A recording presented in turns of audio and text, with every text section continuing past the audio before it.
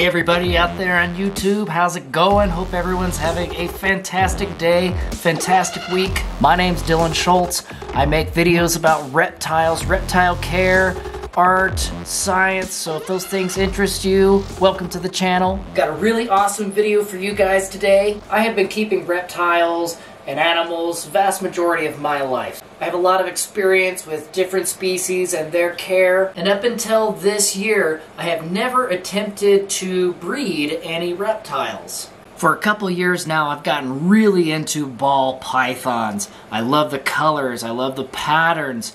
They're so docile. They're not so large that they're not manageable, but they're not so small where they're not that impressive. They're beautiful, they're amazing to interact with. I would recommend ball pythons to anyone who's looking to have something a little more exotic, something that's not a cat or a dog, something that's docile, interesting to interact with, relatively easy to maintain as long as you can really dial in their temperatures and humidity, all that fun stuff. So since November, I have been pairing my citrus pastel female ball python, her name is Cleo, with my male ball python. He is a visual pied ball python. This morning I checked on her, and guess what? We got eggs on the ground. I checked her pretty early this morning, and when I looked at her, she had deposited 3 eggs. I did have to go to work today. I just got home, so I haven't checked on her quite yet. I wanted to set up the equipment and bring you guys along for this interaction. I just can't wait to open up this tub and see what we got here. So let's go ahead and roll this intro. We're going to check out some of the other animals in the collection today, but primarily today I want to focus on showing you guys how I'm going to collect the eggs without getting bit, hopefully, how I'm setting up the incubator, the egg box, and we'll get these guys all squared away, and in hopefully 55 days time we'll have some little cuties. So let's roll the intro. See you guys here in a moment.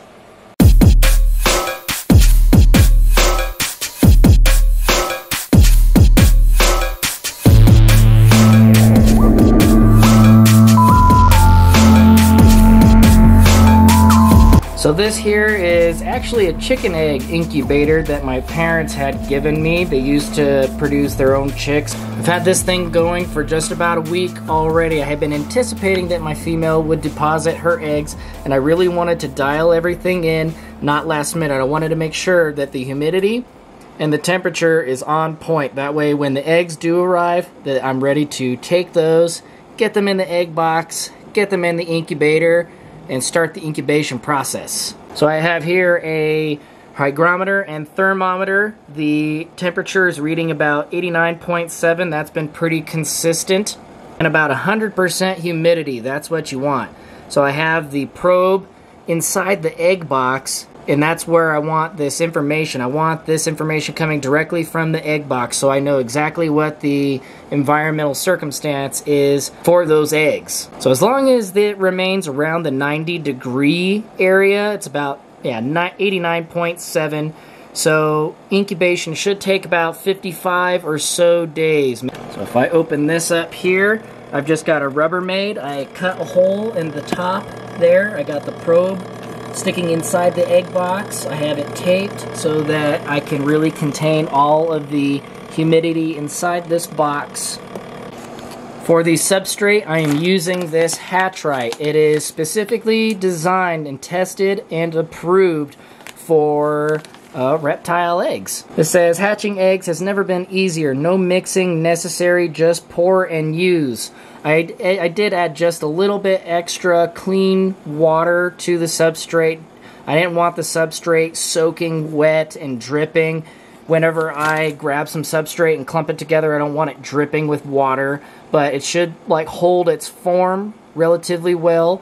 I don't want the eggs to be completely saturated. That might compromise the eggs, but I definitely want them to stay moist enough so they don't dry out during the incubation period. So here we go. We're going to pop this lid off of here. This is what the substrate looks like. It kind of looks like a perlite. So when I get the eggs, I want to have them separated. I don't want any of the eggs touching just in case one egg might potentially accumulate mold or something weird, who knows. It seems like kind of all kinds of things, anything can happen during incubation.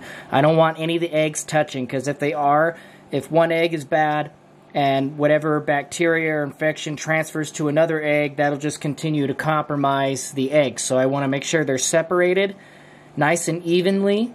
So this here is my ARS 7010 Hybrid Series rack. It's got 10 tubs, but only 4 tubs are occupied. I've only got 1 female ball python, 2 males, and I have a blood python in here as well, a young one. So this is the moment of truth. Let me get you guys in here close. I haven't seen all day. Been anxiously waiting to get home to see what we're working with here. I'm gonna pull out Cleo's tub.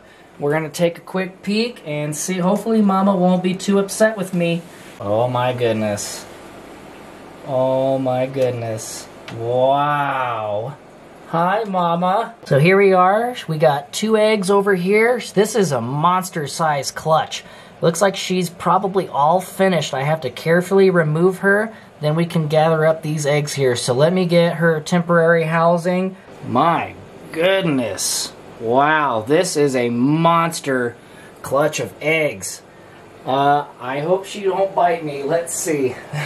She should probably be a little defensive now. Let's carefully get her off of these eggs here. It's okay. You're such a good mama. You are such a good mama. Come here. There you have it, guys. Look at this. So we got 2, 4, 6, 8, 10, 11 solid eggs. Oh my gosh. Wow. This is my first time breeding reptiles, and these are all amazing healthy eggs. They look good. I'll have to candle them. I want the embryos to be on the top of the eggs. I want to make sure that I don't disrupt the eggs. I want them situated just as they are. Unlike chicken eggs, that they need to be rotated constantly for the embryos to form properly. We don't want to do that with reptile eggs. We want them to be as disturbed as little as possible. Now I want to try and separate all these eggs as very carefully as I can, get them in the egg box, and start the incubation process. Okay, so here we are. We have all of our eggs. 3 of them were already nicely separated. Like I said, I want to candle them. The eggs, I want them, the embryo on the top. I don't want them on the side or on the bottom. So I just want to very carefully take my time separating the rest of these eggs.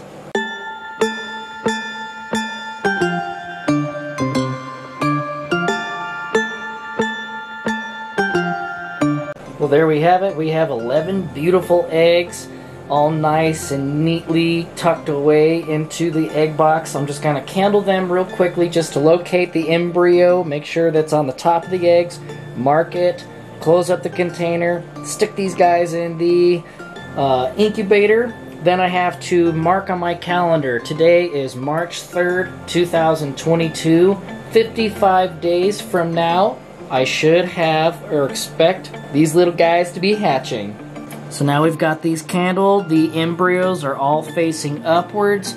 They're nicely separated. No eggs are touching each other. The substrate isn't super sopping wet. So here's my probe. I'm going to go ahead and get these guys nice and sealed up. Okay, so now I got the eggs. All 11 eggs set up in the incubator. Now I just got to wait for 55 days. I'm going to mark my calendar. Next order priority. I've got to clean out this tub. I want to get rid of the egg scent. I want to really clean this out as thoroughly as possible. Put new substrate. Get Cleo comfortable. When she realizes that the eggs are gone, hopefully over the course of the next week, she will want to feed again. Because, boy, she is so skinny. It's crazy.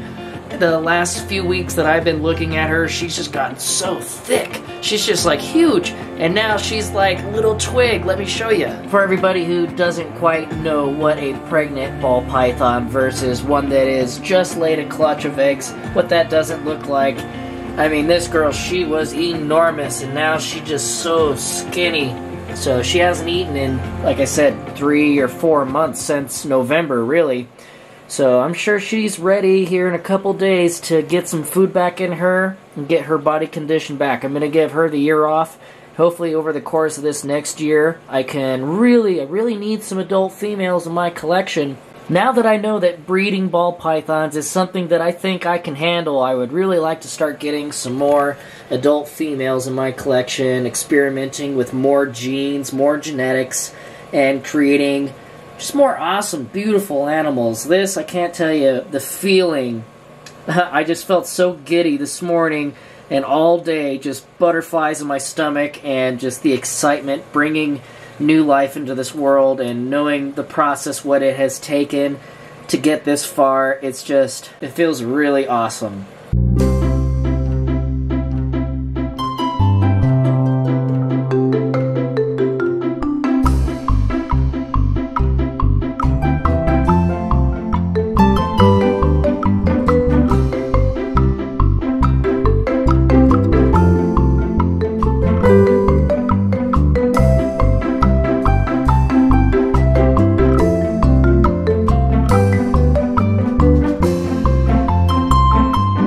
Alright, so we got brand new cocoa husk in here. I cleaned everything. I took out the 16-ounce cup that I have here, cleaned that real good, fresh new water. I do keep a hygrometer and thermometer in here. I got a wet towel with chlorhexidine on that. Clean this real good. I always keep these inside my reptile habitat so that I can really know exactly what the environmental circumstances are like in each of my tubs. I don't throw away the old substrate. Rather, all this dirty, pee-pee, nasty substrate is great for gardens, great for composting.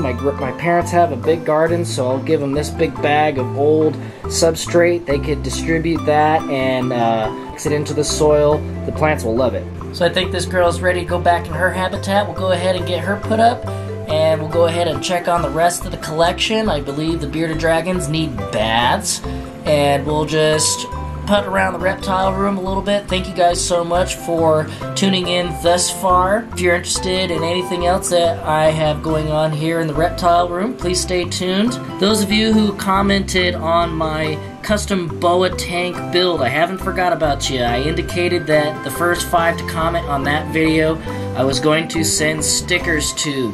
So don't worry, I will get those stickers to you guys. I'm just slacking a little bit in life.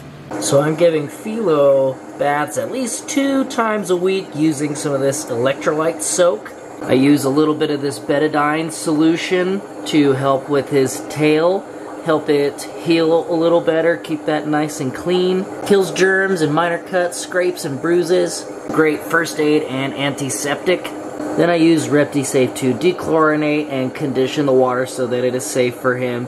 So this powder has a good source of electrolytes and vitamins, great for absorbing through the cloaca and their skin, so I'll let him soak in this stuff for maybe about 15-20 minutes.